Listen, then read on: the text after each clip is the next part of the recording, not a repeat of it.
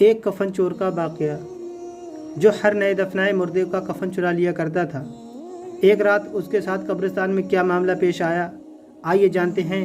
ایک بزرگ جن کا نام حضرت سیدنا اسحاق رحمۃ اللہ علیہ ہے، آپ فرماتے ہیں کہ ایک شخص ہماری محفل میں آیا کرتا تھا مگر اس کا آدھا چہرہ ہمیشہ چھپا رہتا تھا۔ ایک مرتبہ میں نے اس سے پوچھا کہ تم اپنا آدھا چہرہ کیوں چھپائے رکھتے ہو، اس کی کیا وجہ ہے، مجھے اس رات سے آگاہ کرو۔ تو اس نے کہا اگر آپ امان عطا فرمائیں تو میں اپنا معاملہ بتاتا ہوں۔ کہا بتا دو، اصل معاملہ کیا ہے۔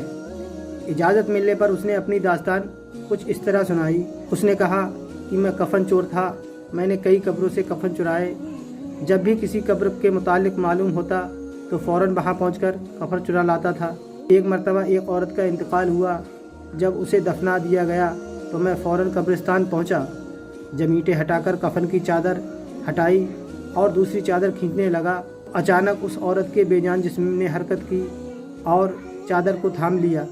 میں نے کہا تمہارا کیا خیال ہے، تم مجھ سے جیت جاؤ گی؟ ایسا نہیں ہو سکتا، یہ ہے کہہ کر میں گھٹنوں کے بل بیٹھ گیا اور پوری طاقت سے کفن کھینچنے لگا۔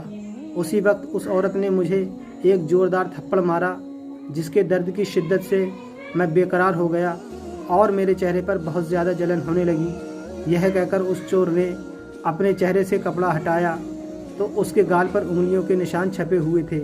میں نے کہا اچھا پھر کیا ہوا؟ اس نے کہا کہ میں نے اس کپڑے کو اس پر ڈال دیا اور جلدی میں نے اس قبر پر مٹی ڈال کر دوبارہ سے بھر دیا، اور میں نے یہ ارادہ کر لیا کہ جب تک زندہ رہوں گا دوبارہ کبھی بھی چوری نہیں کروں گا۔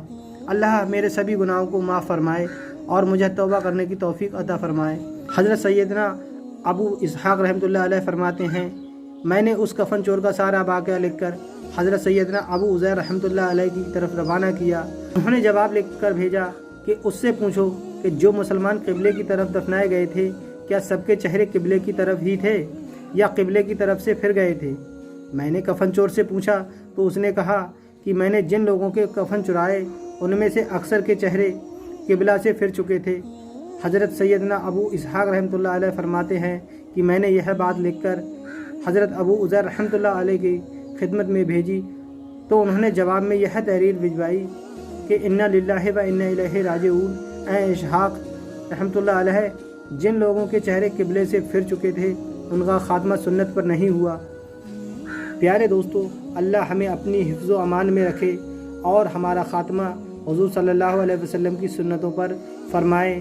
اس داستان عبرت میں ہمارے لیے عبرت موجود ہے کہ کتنا تسویحناک معاملہ ہے کہ جو لوگ سنتوں سے منہ موڑ لیتے ہیں وہ کام شریعت کے مطابق نہیں ہوتے، اور جو دنیا کو دین پر ترجیح دیتے ہیں ان کے ساتھ قبر میں بے انتہائی معاملہ ہوتا ہے۔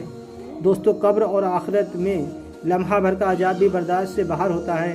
ہمارے نازک جسم جہنم کی بھڑکتی ہوئی آگ کا مقابلہ نہیں کر سکتے۔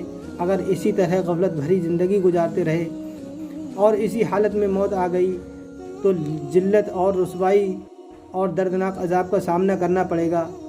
میرے دوستو، جلد سے جلد اپنے گناہوں سے توبہ کر لیجئے اور رو کر اللہ تعالیٰ سے معافی مانگ لیجئے۔ اللہ تعالیٰ ہم سب کے گناہوں کو معاف فرمائے، آمین۔